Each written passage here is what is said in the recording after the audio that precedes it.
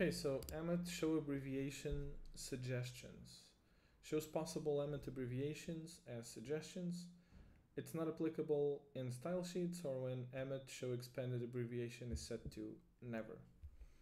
Okay, so what is this? How does this work? This is set to true by default, and I can give you an example so you can see what this does. So if I write li, I'm gonna have all these expansion suggestions that are coming from emmet, right? And this is actually good because I don't know all of emmet's expansions by heart, so it's nice to have these suggestions here. If you turn this to false, you won't have them all. You'll have just these two. Then if you want the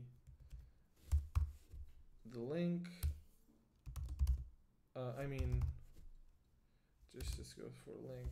If you want the other ones, you would have to write them explicitly. So it's actually useful to leave the setting as true so that you can see everything that emmet can do for you.